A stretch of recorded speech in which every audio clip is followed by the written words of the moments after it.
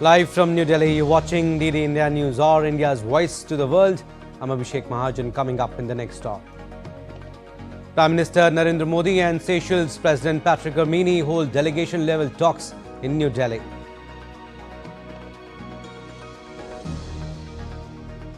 India-Seychelles signed 7 MoUs and a special economic package of $175 million to support concrete projects. Prime Minister Narendra Modi interacts with students in the second episode of the 9th edition of Pariksha Pe Charcha, shares mantras for success with children.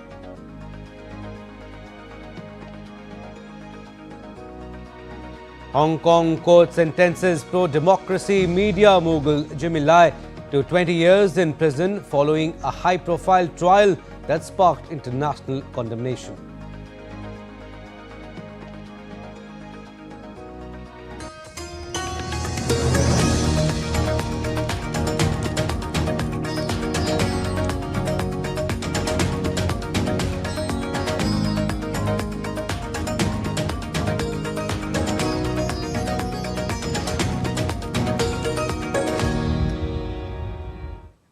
India and Seychelles today exchanged 7 MoUs in the presence of Prime Minister Narendra Modi and the President of Seychelles, Patrick Hermine, at Hyderabad House on Monday.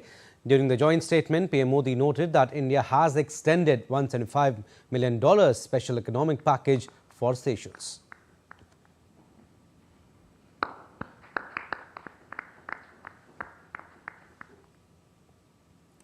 विकास साझेदारी Bharat Seychelles संबंधों की मजबूत नींव रही है। हमारे सभी प्रयास सेशेल्स की प्राथमिकताओं और आवश्यकताओं पर आधारित हैं।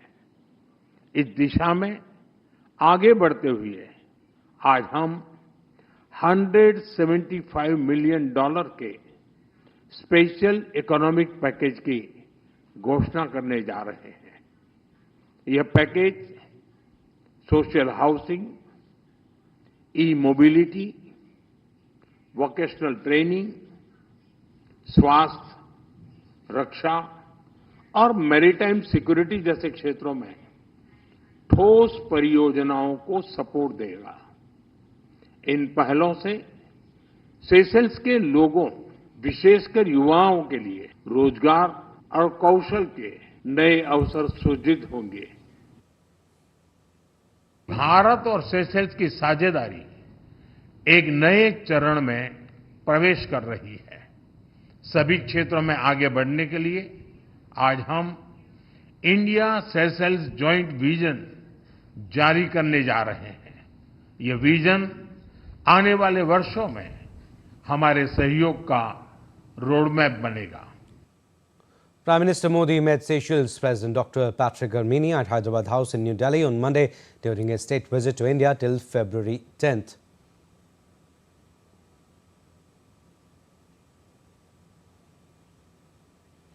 Prime Minister Modi held a bilateral meeting with the President of Seychelles at Hyderabad House.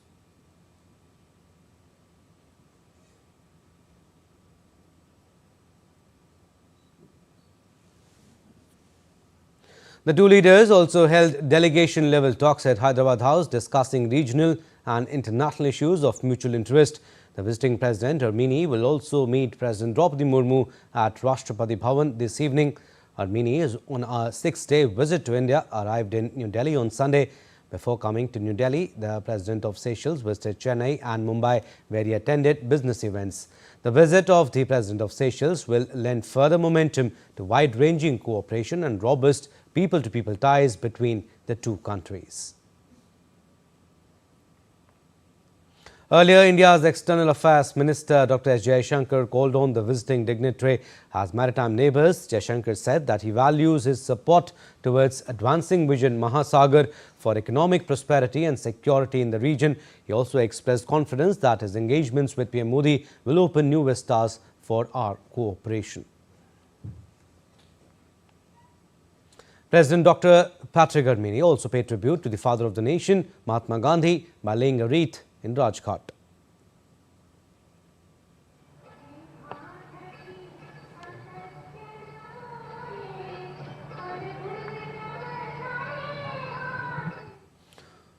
All right, DD India's Jessica Taneja joins us on the broadcast for more. Hi, Jessica. Give us the highlights of the press statements and also key takeaways from Prime Minister Modi's meeting with Seychelles President Dr. Patrick Armeni.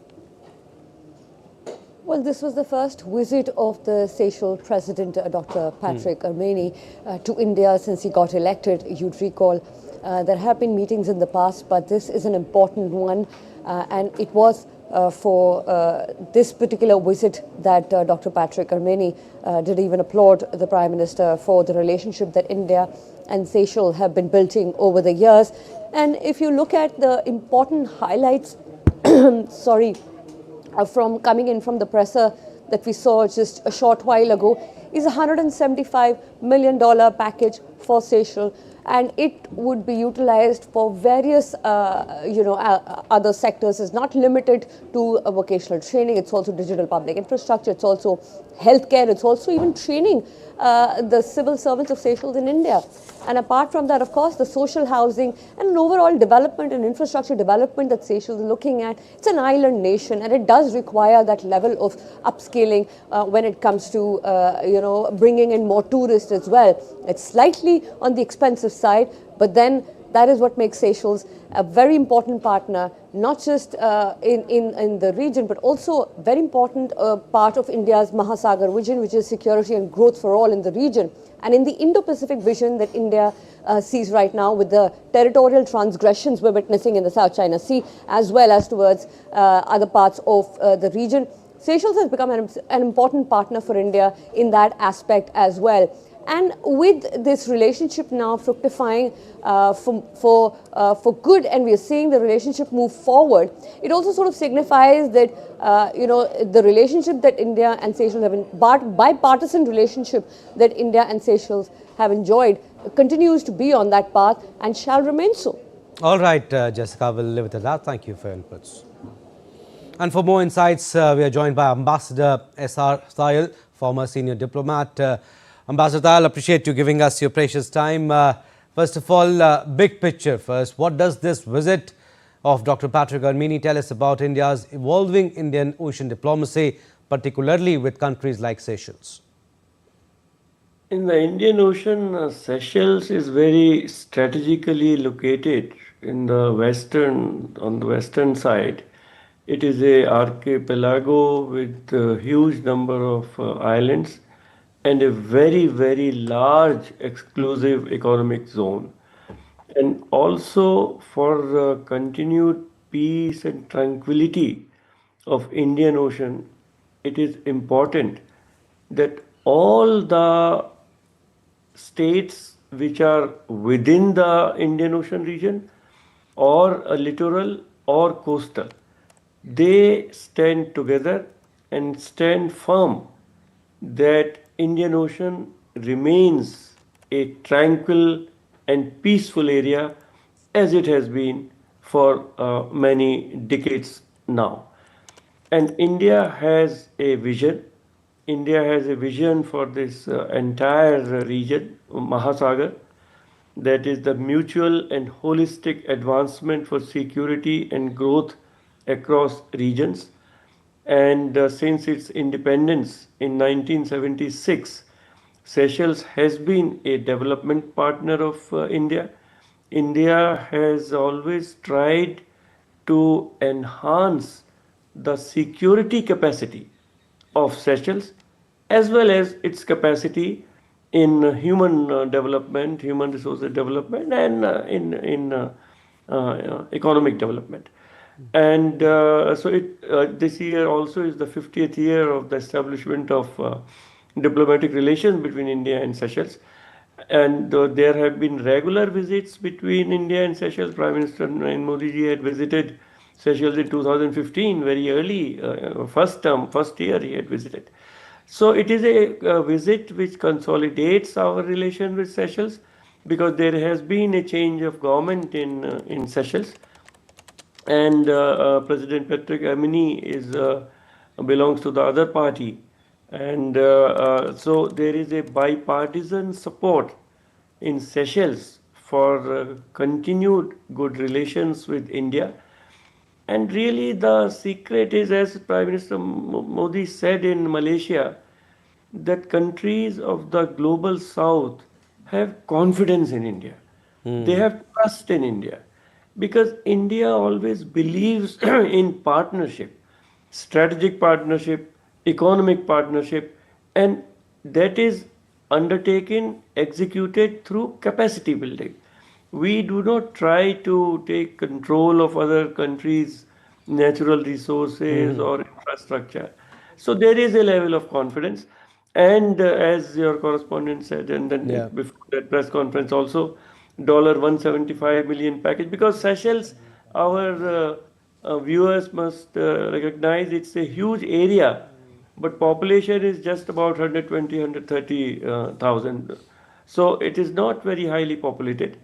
But strategic location is very, very important. And India has been working through our Indian Technical and Economic Cooperation Program. And it is said that almost 1% of that country's population has already benefited from that program. They have come to India, and in various sectors of Yes. professional competence, they have acquired more knowledge and more capacity building. Ambassador, also, 7 MoUs have been signed, and you also talked about special economic package of $175 million to support concrete projects. You want to talk about that significance of this package? Seychelles is looking for some collaboration, some assistance in health care. So MOU on health. Then Yeah. digital side, India has so much to offer. Our entire package of UPI, etc., from payment to Aadhaar card, we can provide almost free entire software as well as experience if Seychelles wants to move in any direction. I think India is far superior and, of course, absolutely cost free for friendly countries like Seychelles. Then there is talk also of maritime security, and we have been assisting Seychelles in their coastal radar systems for coastal patrolling, Dornier aircraft, etc. And again, the emphasis is to ensure that Seychelles is itself able to fully patrol and secure its very vast exclusive economic zone, because other countries can sometimes come and try to poach in those areas, fishing, etc. Vocational education is also very important, and as the Prime Minister said, that many of the projects in this $175 million economic package will be directed towards empowerment of youth, training of youth, which will include vocational training, social housing. Housing is Right. very important there, and e-mobility. Some buses will be provided, perhaps from India to Right. Seychelles under this program. Ambassador, also the leadership on both sides, in fact, has spoken about the maritime cooperation. But from Seychelles' point of view, what does India offer that other global players in the region may not? The emphasis now is on blue economy, that how to exploit the blue economy without and in a sustainable manner, because that is another very important factor. That whether it is fishing, whether it is mineral resources, there are so many mineral resources. Now, critical minerals, many of the critical minerals may be available in the exclusive economic zone of Seychelles. All that is a matter of exploration, but India has a lot of capacity for exploration of minerals. Of course, on fishing and trawlers, etc., we can supply. So it will be directed to meet the specific needs of Seychelles. And if they have any security needs for Coast Guard vessels, for patrol vessels, or more radars, then they can also be provided by India. And also, Ambassador, looking ahead, what could be the long-term impact of this visit on India-Seychelles cooperation, maybe in the next decade? a joint vision statement has also been signed, and this roadmap would be there. I would say that there will be three major components. One, economic, for more economic prosperity of people of Seychelles and more trade and investment from India in Seychelles. Second, maritime security. And third, capacity building of the youth of Seychelles and professionals of Seychelles. Ambassador, also India in fact has consistently spoken about partnership with the Global South. We want to know from you, how does this visit reinforce that approach in practical terms? All the countries of the Global South, big and small, are looking towards India for leadership and for some advice, guidance, partnerships, because the old relationships are breaking down. Commerce and trade is under strain, most favored nation, and all the architecture of global cooperation under the United Nations framework is under strain. WTO is not functioning. So, in that entire scenario of very fluid nature of international relations, India is a country which offers and promises stability. It is working to strengthen the international rules-based order institutions. And now India is also chairman of BRICS. And one of the very important objectives of BRICS is to enhance the global economic institutions and enhance the share of the Global South in decision making in the mostly in the economic institutions like IMF or World Bank. And climate change is another very important area where the island nations, Seychelles ultimately is kind of an archipelago, so island nation, where their sometimes even the existence of some of these nations in the Pacific, etc., is threatened if the globally the sea levels rise. So there is a multitude of very important subjects where the world seems to be resiling from the earlier strong stance, and if the world seems to be moving in a direction of might is right, to which India, along with its friends and partners in the Global South, as well as in the developed countries, will try to resist that shift and bring the nations back to a predictable rules-based order. And in that journey, Seychelles will be a strong partner of India. Absolutely. And tomorrow is the last day of Dr. Patrick Armini's visit to India. We'll leave it there. Thank you for your insights, Ambassador Tayal. Thank you. Shifting focus now, Charcha on stress-free exam continues as Prime Minister Narendra Modi interacted with students in the second episode of Pariksha Pe Charcha today. It was a special one as it features students from various cities across India. During this session, Prime Minister shared insights on exam preparation, stress management and other challenges faced by students appearing for board examinations. The 2026 edition has recorded over 4.5 crore registrations with an additional 2.26 crore participants engaging in associated activities, taking the overall participation to over 6.76 crore individuals.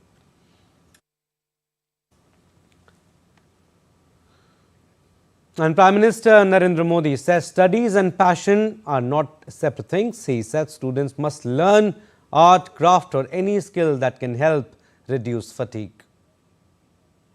Sir हमेशा मुझे ये डर रहता है कि कहीं मैं पढ़ाई में ज़्यादा फोकस करूँ तो मैं अपनी पैशन खो दूँ, अगर मैं अपने पैशन पे ज़्यादा फोकस करूँ तो मेरी पढ़ाई छूट जाएगी। दोनों के बीच में बैलेंस कैसे लाऊं?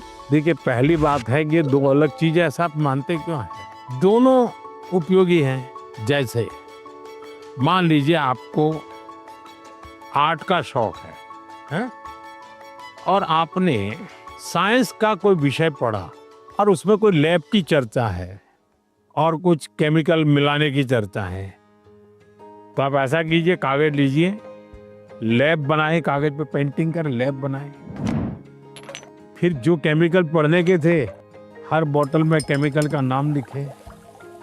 फिर आप पढ़ने में आया था कि भाई इस केमिकल को मिलाने से ऐसा कलर बनता है, तो एक दूसरा चित्र बनाइए उस पॉट के अंदर वो कलर, तो आपका चित्र का काम भी हो गया और आपको वो लेसन भी याद हो गया। यानी एक साथ दोनों चीजें बहुत अच्छी तरह से आप कर सकते हैं। आपके थकान को उतरने के लिए भी एक प्रकार से आपके पास जो कला है, क्राफ्ट की जो कुछ भी आपकी सीखने की इच्छा है वो आपको मदद कर सकती है। डेली या सप्ताह में 2 दिन आधा घंटा इसके लिए दो। समाज जीवन में जिसकी जरूरत है वो शिक्षा तो करनी है, लेकिन जो व्यक्ति के जीवन में उपयोगी है वो आप इससे कर सकती हैं। And emphasizing the importance of discipline, PM Modi said motivation alone cannot ensure success. He explained that inspiration combined with discipline leads to better outcomes, using the example of farmers needing timely work to protect their crops. मेरा आपसे प्रश्न ये है कि कोई भी छात्र या कोई भी मनुष्य अपना जीवन जब व्यतीत करता है तो बहुत सारे चुनौतियों का सामना करता है। जब चीज़ें डिफ़िकल्ट हो जाती है तभी हमको हमारा जो मोटिवेशन होता है जीवन व्यतीत करने में वो कम होता है। तो ऐसी स्थिति में सफलता प्राप्त करने के लिए हमें मोटिवेशन की ज़रूरत है या अनुशासन की? दोनों चीज़ें महत्वपूर्ण है जीवन में। अगर अनुशासन है ही नहीं तो कितना ही इंस्पिरेशन होगा तो वो इंस्पिरेशन क्या काम का आएगा।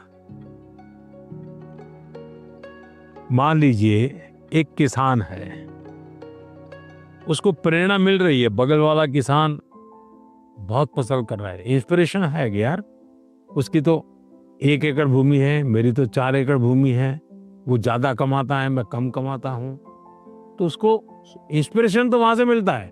लेकिन ये बारिश के पहले जोतना चाहिए, वो सोचना नहीं, देखेंगे हफ्ते के बाद करेंगे। अगर खेत जोतेगा नहीं और बारिश आ गई फिर वो कुछ भी करे उसकी तो हालत खराब ही रहेगी।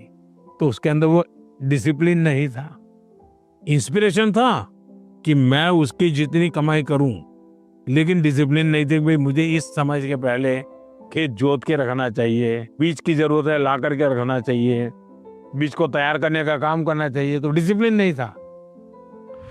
जीवन में डिसिप्लिन बहुत अनिवार्य है। इंस्पिरेशन में सोने में सुहागा का काम करता है। अगर डिसिप्लिन नहीं है, कितना ही इंस्पिरेशन क्यों ना हो, वो फिर बोझ बन जाता है, निराशा पैदा करता है। While remembering his childhood and school days, PM Modi said that his teachers helped him a lot. Teachers used to motivate students to go to library and to play. Please आपसे ये सवाल है कि आपकी लाइफ में आपके teachers का क्या रोल? बहुत रोल था। जैसे मैंने बताया, ये मेरे टीचर हमें डेली कहते थे कि आप लाइब्रेरी जाइए। टाइम्स ऑफ इंडिया में ये एडिटोरियल के ऊपर एक वाक्य रहता है, वो अपने उसमें लिख करके आइए, और दूसरे दिन वो उसकी चर्चा करते थे। तो ऐसी बहुत सी चीज़ें थी, जैसे ये जो फिटनेस वाला मामला है, तो मेरे यहाँ एक परमार साहब करके से, जब मैं प्राइमरी में था, वो बहुत आग्रही रहते थे फिजिकल फिटनेस के लिए, सिखाते थे भी थे, और योगा सिखाते थे, मलखम सिखाते थे। हम प्लेयर नहीं बने, लेकिन हमें ये तो समझ आया कि ये शरीर के लिए ज़रूरी है।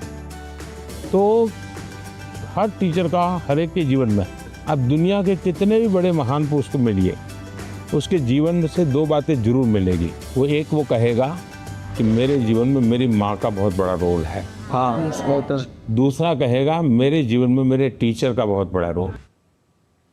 PM Modi also said travelling as a student, especially by train, allows you to fully enjoy tourism, observe people and crowds and gain valuable life experiences. हम स्टूडेंट्स को भी एग्ज़ाम्स के बाद वेकेशन से जाने का बहुत मन करता है, तो आप इंडिया में कोई ऐसी 5 जगह बता सकते हैं जहां हम भी जा सकें? आप जिस तहसील में से हो, कौन सा तहसील है आपका? सर मैं रायपुर से। रायपुर से। रायपुर तहसील में कौन कौन सी चीजें हैं, इसका जरा लिस्ट बनाओ। 1 घंटा लगेगा, 2 घंटे लगेंगे, जाऊंगा। फिर लिस्ट बनाऊं जिले में कौन से हैं जो देखे नहीं हैं, फिर तय करूं मैं राज्य में कौन से हैं, छत्तीसगढ़ में ऐसी कौन सी जगह मैं गया नहीं हूँ। हमें कहीं पर भी जाए स्टूडेंट के रूप में जाना चाहिए, तब टूरिज्म का मजा आता है। रेल के डिब्बे में जाना और साथ में खाना भी ले जाना, देखना चाहिए कैसा अनुभव होता है, भीड़ होती है क्या होता है, लोग बातें करते हैं क्या करते हैं, इसका एक आनंद होता है, जीवन में सीखने को मिलता है। भारत इतनी विविधताओं से भरा हुआ है, एक जिंदगी भी कम पड़ जाए देखने के लिए। Moving on, India and the United States agreed on a framework for an interim trade agreement on Saturday, advancing bilateral ties and paving the way for a comprehensive trade deal. Commenting on the development, Committee of Administration member of the Carpet Export Promotion Council, Mahavir Pratap Sharma, stated that the agreement with an 18% duty structure will benefit India by giving it a competitive edge. I think this 18% duty structure, which puts India at an advantage in comparison to other competing countries, especially thinking of US as an importing country and products like handicrafts, carpets, jewelry, leather, etc. It gives us a great advantage. So it's a very welcome sign. It's a very healthy sign, not only for Indian exports, but for the Indian manufacturing ecosystem, because more jobs will get created. I think the future of handmade products from India or exports from India will absolutely multiply, and it will help us in our GDP growth, in everything possible that's good for the entire country. President of the Tirupur Exporters Association, K.M. Subramanian, too described the deal as historic, saying it will significantly boost employment and foreign exchange earnings for India. The historical deal between India and US was, we are very happily noted, and it is good for Tirupur apparel exporters. Especially we are doing around 15,000 crores business with the American market. This will be double in within 3 years' time, and it will give more opportunity for employment, more foreign exchange. Overall, India's trade and industry have welcomed the interim agreement. Atlanta Systems Private Limited Director Sandeep Narula termed the agreement fair and equitable, whereas Carpet Export Promotion Council member Sheikh Ashik Ahmed said the deal has generated strong optimism among exporters, especially in the silk sector. This is one of the most important developments, and we all have been waiting for this. In one line, I will say this is a very fair, equitable framework where India's interest comes first. And that is something has been ensured by our government under the leadership of Prime Minister Modi. The agreement which has come into effect from 7th Feb, so it has been widely welcomed by all exporters. If you see, we are at the third position, UK, European Union, and after that is the third lowest is Indian tariff. That is. Now, Greek Defence Minister Nikos Dendias is also on India visit, with today being the last day of his 4-day visit. Today he will lay a wreath at National War Memorial in New Delhi. Later he will inspect Tri-Service Guard of Honour in the presence of Indian counterpart Rajnath Singh. This will be followed by a bilateral meeting at Manekshaw Centre.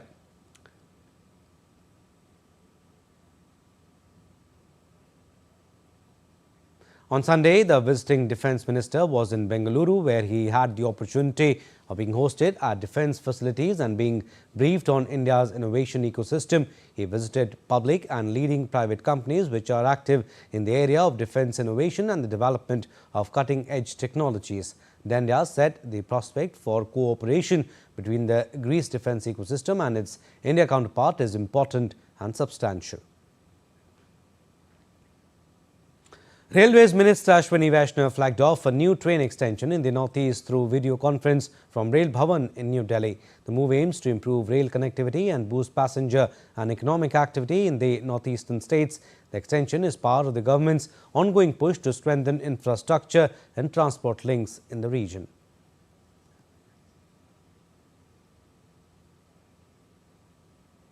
All right, still to come on this edition of DD India News Hour.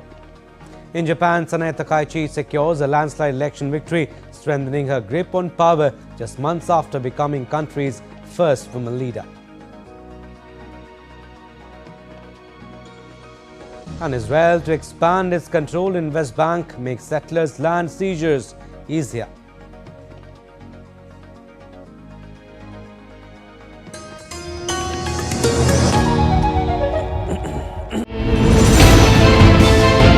Geopolitics and trade deals.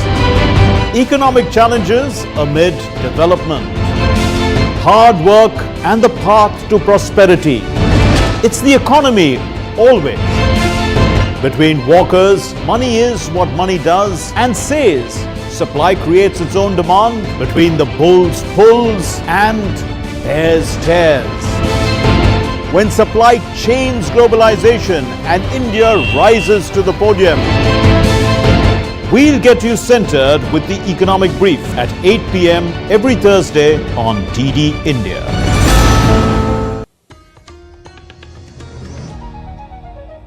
Welcome back. You're watching DD India News Hour. I'm Abhishek Mahajan. Recap of our top stories. Prime Minister Narendra Modi and Seychelles President Dr. Patrick Armini hold delegation-level talks in New Delhi. India-Seychelles signed 7 MoUs and a special economic package of $175 million to support concrete projects.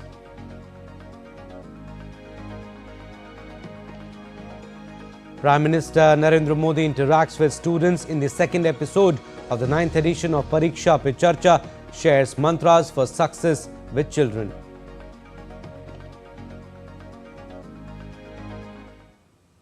Now, Japan's political landscape has been reshaped. Prime Minister Sanae Takaichi has secured a landslide election victory, strengthening her grip on power just months after becoming the country's first woman leader. The result revives her long-dominant party, reassures markets and raises fresh questions about Japan's direction at home and on the world stage. We have a report.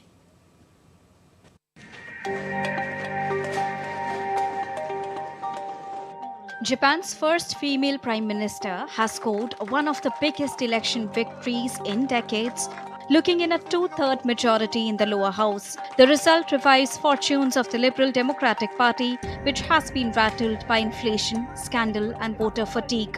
A former heavy metal drummer, she struck a chord with younger voters, an aspect which injected much-needed impetus into LDP's poll campaign. Takaichi is set to harden Japan's security posture. Her comments on Taiwan and embrace of nationalist symbols have already rattled Beijing, leaving open whether she now de-escalates or governs from a position of strength. Ties with Washington, meanwhile, are expected to remain firm. Takaichi supports higher defense spending and tighter alignment with the United States and regional partners. On economic front, Takaichi has pledged tax cuts, aggressive fiscal stimulus and promised continued easy monetary policy. But despite breaking the highest political glass ceiling, Takaichi has avoided framing her leadership around gender.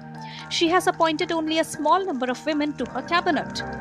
Tokyo stocks surged after the election, with the Nikkei hitting record highs as investors welcomed political stability and the prospect of increased government spending. The yen strengthened as well, easing fears of immediate fiscal instability. Bureau Report, DD India. And Prime Minister Modi, in her social media post on X, congratulated Sanae Takaichi on her landmark victory in her elections to the House of Representatives in Japan. He further said in the post that our special strategic and global partnership plays a vital role in enhancing global peace, stability and prosperity. PM expressed confidence that under Takaichi's able leadership, the India-Japan friendship will be taken to greater heights. Israeli President Isaac Herzog has begun his official visit to Australia on Monday with a stop at Bondi Beach, where he laid a wreath at a memorial for victims of last year's deadly shooting. President Herzog is visiting Australia this week following an invitation from Prime Minister Anthony Albanese. Authorities in Sydney have declared the visit a major event, deploying thousands of police to manage security and demonstrations.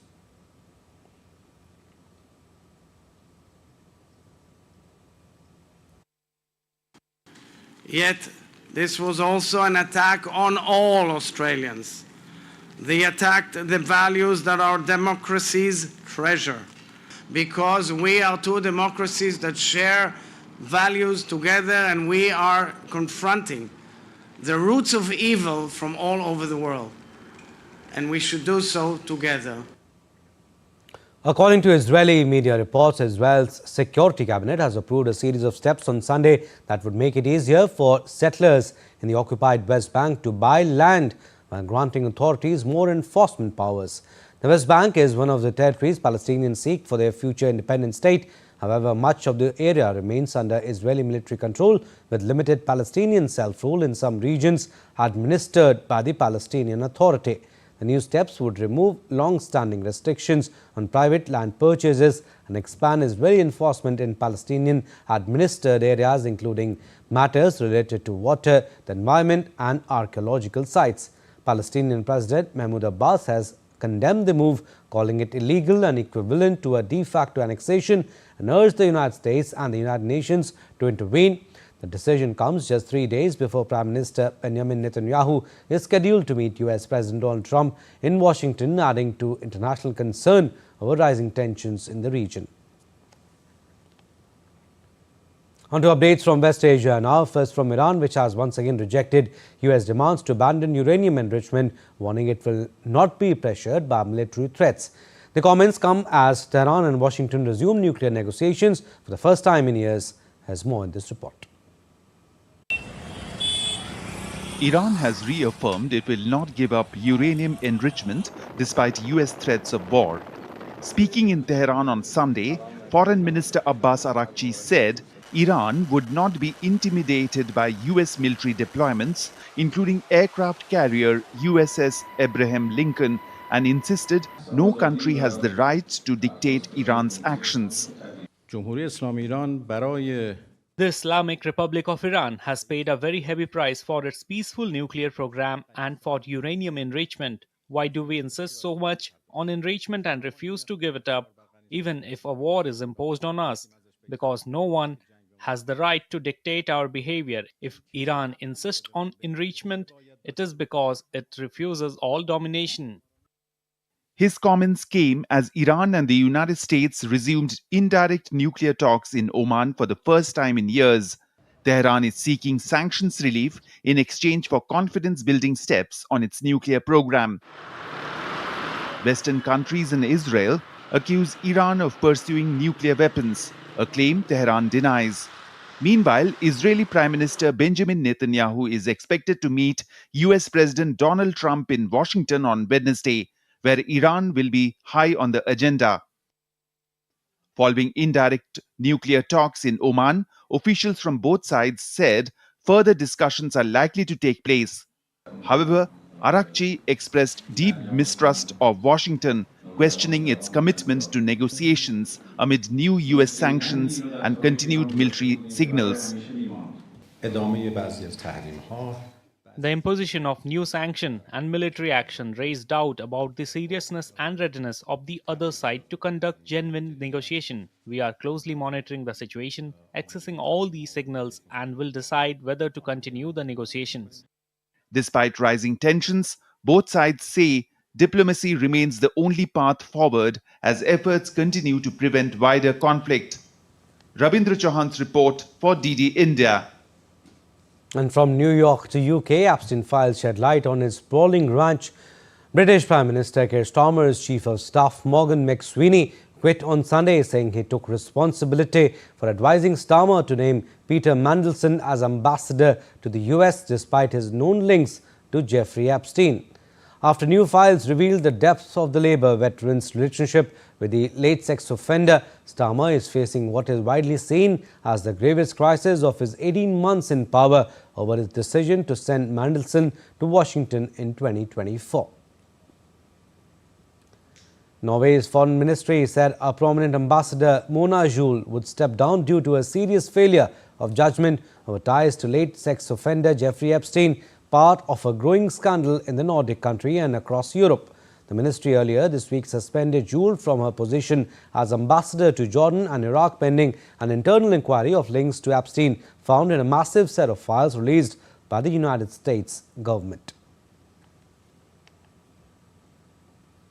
Hong Kong court has sentenced media tycoon Jimmy Lai to 20 years in prison, marking an end to a high-profile national security trial that sparked international condemnation. The sentence comes after a legal case that has lasted nearly 5 years. 2 of those years will overlap with Lai's existing prison term, meaning that he will serve an additional 18 years. The Hong Kong court had also clarified that it will not reduce Lai's sentence because of his medical condition. Jimmy Lai is a Hong Kong entrepreneur and media tycoon who founded popular newspaper Apple Daily. Lai also started working in a garment factory and later founded the clothing brand Giordano. Later, Jimmy Lai also launched Next magazine in 1990, later expanding its reach. On 10th August 2020, Lai was arrested under Hong Kong's national security law, accused of colluding with foreign forces. In December 2020, Jimmy was arrested again on fraud charges related to the lease of the newspaper's building. Jimmy Lai has remained largely in custody since December 3, 2020. On December 18, 2023, his security trial began. On December 15, 2025, Hong Kong's High Court found Lai guilty of conspiracy to collude with foreign forces. On February 9, 2026, court sentences Lai to 20 years in prison. The sentence ends a legal saga spanning almost 5 years.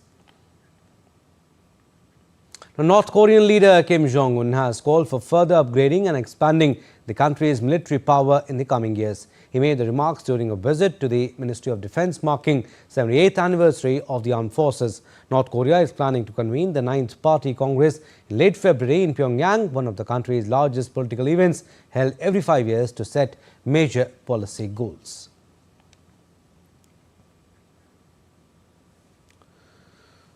Now, moderate socialist Antonio José Seguro won a landslide victory in Portugal's presidential runoff election on Sunday, securing a 5-year term.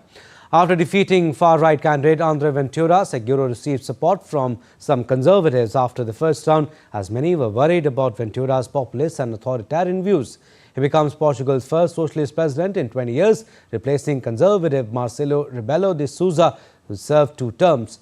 With 95% of votes counted, Seguro won 66% of the votes, while Ventura got 34%. This was still a strong result for Ventura, whose Chega party won 22.8% in last year's general election.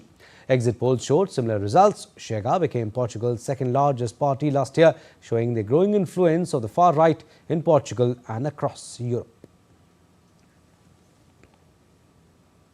Now, Thailand's caretaker Premier Anutin Charnvirakul's Bhumjathai party won a decisive election victory, boosting hopes that a more stable coalition could end years of political instability. Preliminary results, with about 95% counted, show the Bhumjathai party leading with roughly 192 seats compared to 117 for the Progressive People's Party and 74 for the once dominant Pheu Thai party.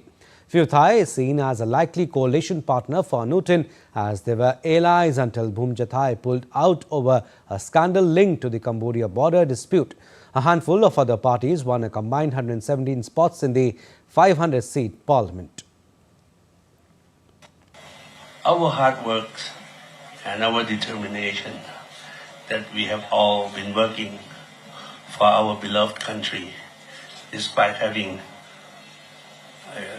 not long period of time in our administration, but all the problems that would put Thailand into risk, we have had the right people to tackle all those problems, and we think Thailand is now in a steady state, and we look forward to moving on with even a stronger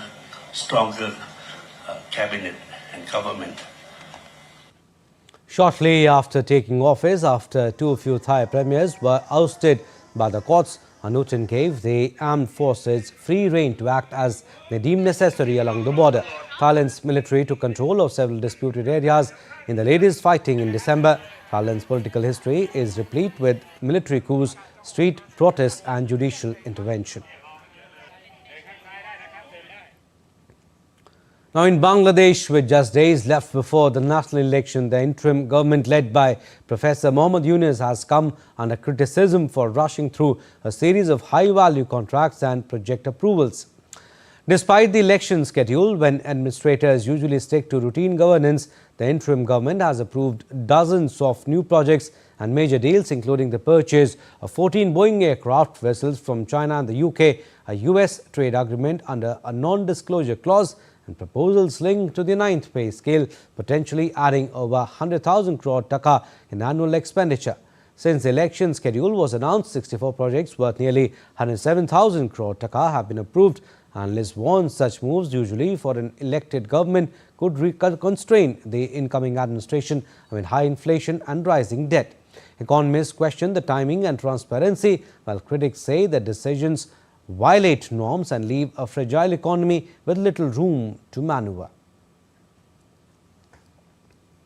And as Bangladesh approaches parliamentary elections on February 12, mounting reports of bullying, character assassination, sexual harassment and threats against women candidates has sparked serious concerns over women's safety and meaningful participation in politics. Election Commission data shows that of 2,034 candidates contesting the 13th Jatiya Sangsad election, women account for only about 4%. Of the 51 political parties in the race, 30 have not fielded a single woman candidate. Although women make up nearly half of the population, their presence on ballot papers remain marginal. Polls will be held in 299 constituencies after voting in one seat was cancelled following a candidate's death. Several women candidates say they are facing coordinated harassment both online and on the ground. NCP candidate Dilshana Parul in Dhaka 19 faced trolling over her headscarf and threats to campaign workers. NCP's Nabila Nasneed in Dhaka 20 said her campaign materials were vandalized and accused rivals of spreading misinformation and undermining women's leadership. Gonu Sanghati Andolan candidate Taslima Akhtar in Dhaka 12 said online abuse is harsher for women.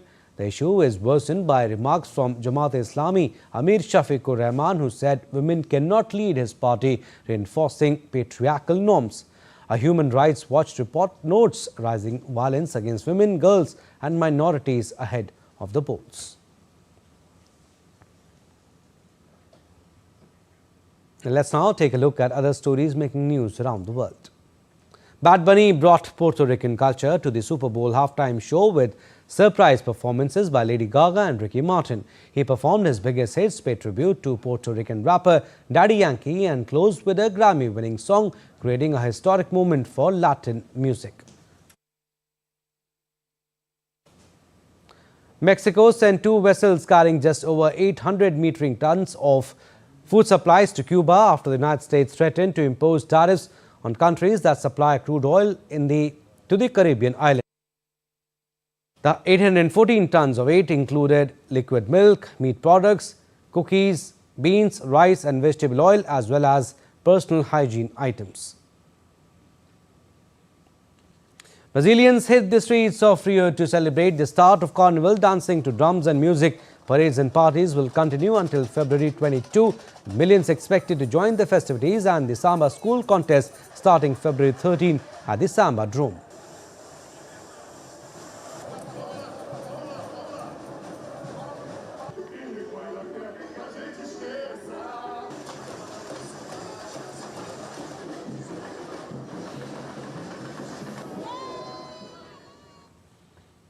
And more EU countries are moving towards banning social media for children, but questions remain over how such restrictions would actually be enforced. And for more, let's turn to DW correspondent Chimponda Chimbelu. Hi Chimponda, what is being proposed?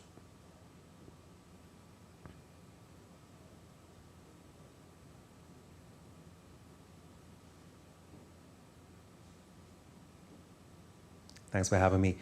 Well, there are many discussions going on around banning social media for children here in Europe. And just last week, Spain's Prime Minister Pedro Sanchez vowed to protect children from what he called the digital Wild West.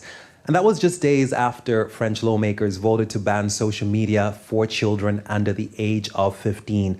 Now, Spain's Prime Minister says his country has joined a group of 5 European nations that he calls the coalition of the digitally willing, and that these countries would be discussing regulating social media across their borders. Now, he did not say what the countries are, but it is clear that there are growing concerns about social media use among children in Europe, and efforts to ban it are gaining momentum. It's not just concerns about social media causing mental health issues.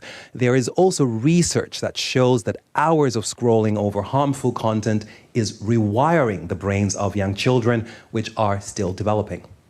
Chimboto, also, why are there doubts about an EU-wide social media ban for children? While the European Commission President Ursula von der Leyen has expressed support for an EU-wide age limit for social media use, there are doubts about whether such an initiative or such action would be actually feasible. There are questions about whether age verification, for one, would be able to work here without compromising privacy. Also, despite having some of the world's toughest tech laws, there are doubts about whether the EU would be willing at this time to confront U.S. tech firms. And that is because the Trump administration has been critical of the bloc's efforts to regulate tech. So what we may see more of are EU countries on their own pushing for such bans. And of course, here in Germany, children between 13 and 16 already need the consent of their parents to use social media. And in Italy, children under the age of 14 need parental consent to open social media accounts.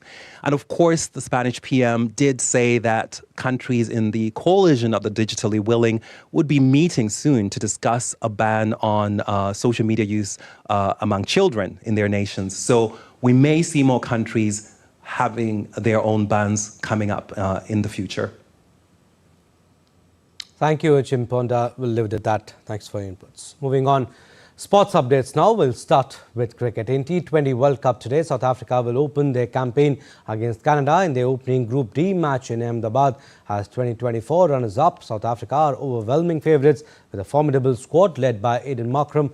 South Africa came as close to winning a T20 World Cup as ever before in 2024, falling heartbreakingly short in the finals. And for Canada, who are playing their second T20 World Cup, it is their chance to showcase their potential and can seek inspiration from other associate nations. Earlier on Sunday, co-host Sri Lanka started their T20 World Cup campaign with a 20-run win over Ireland in Colombo. Batting first, Sri Lanka posted 163 runs on the board, where Kushal Mendes and Kamindu Mendes shone with the bat. Chasing a target of 164, Ireland were firmly in control of the pursuit before Hasaranga and Theekshana spun a web around the Irish batters, skittling them out for 143 in 19.4 overs. Underdogs Nepal almost pulled off a mountain of an upset against two-time world champions as they agonizingly fell short by 4 runs in the opening match of ICC Men's T20 World Cup. England's Jacob Bethel and Harry Brook contributed with crucial half-centuries to set up a target of 185 for Nepal. Nepal led the chase brilliantly and came close. However, England held their nerves towards the end to defend 10 runs in the final over as Lokesh Bam's unbeaten 20-ball 39 went in vain. If Nepal had won, it would have been the 15th time that an associate nation beat a full member nation in the history of the T20 showpiece. An India shooting contingent has been making the nation proud with consistent performances on the international stage, and one name that has been steadily rising is Arjun Babutta. Babutta, who finished at 4th place at the Paris Olympics, clinched gold medal in mixed team event at the Asian Pistol and Rifle Shooting Championship in Delhi. DD India's Narayan Singh caught up with Arjun on the sidelines of the championship at Dr. Karni Singh shooting range. Indian shooting team is dominating the Asian Rifle and Pistol Shooting Championship at the Kearney Singh Shooting Range in Delhi, and right now I'm joined by Arjun Babuta, the champion shooter. This time around the format was different in this event. So what were the challenges of the event because the format was different? Yes, the format was new, but we are quite focused on delivering one shot at a time. So we were just focused on that, and process-wise everything remains the same, and we were able to achieve good results in the qualification round as well and in the finals as well. So eventually it led to Asian record and world record as well. So we are very happy about it. As the format was different, put some light on the format, how it was different for our viewers to understand. So earlier the format was whoever wins 17 points first, they win the medal. But now it's like we have to fire 5 shots series. 3 series of 5 shots, and then there will be 3 single shots, and after that there will be the first elimination for 4th rank, and then again we have to fire 3 single shots, then 3rd place will be decided, and after 24 shots eventually the 1st and the 2nd place will be decided. What are your preparations for the mega event, because you know that you have the potential and you must be trying something different to win the medals at the crucial tournaments like Olympics too. So tell something about your preparation for that. So considering this year we have Asian Championship and World Championship, and also the quotas are starting for LA 2028. So we have to focus really on just delivering our best, and what I am doing is I'm focusing one match at a time, but I'm also planning for the bigger competitions, like when to take break and what all competitions do I have to play to maintain my physical and mental fitness when the time is there. Talking about the whole support system, especially the way government is supporting athletes in India, and we are also getting the results, and the way PM Modi himself just he is interacting with the athletes. This factor we can say that is a big catalyst in the Indian sports. And when you get encouragement from PM, it feels really great, because you have a sense of security that somebody is standing behind your back and they got your back. So these kind of encouragements are also important, that it doesn't create unnecessary pressure, but it only helps us while going forward to the match. Definitely, the way Arjun Babuta said that the Indian shooting is going forward, and definitely we have many champion shooters like Arjun Babuta who are doing exceptionally well, and the support of the government is there to just push our athletes at the next level, and that's why we are getting the result. With camera person Sumit, Narayan Singh, DD India, Delhi. Football now, Erling Haaland kept Manchester City's Premier League title hopes alive with a dramatic late penalty win over Liverpool. The Norwegian struck in second half stoppage time in an explosive game at Anfield to seal a 2-1 win and cut the gap on first place Arsenal back to 6 points. It is the first time that City has completed a league double over Liverpool since 1936-37.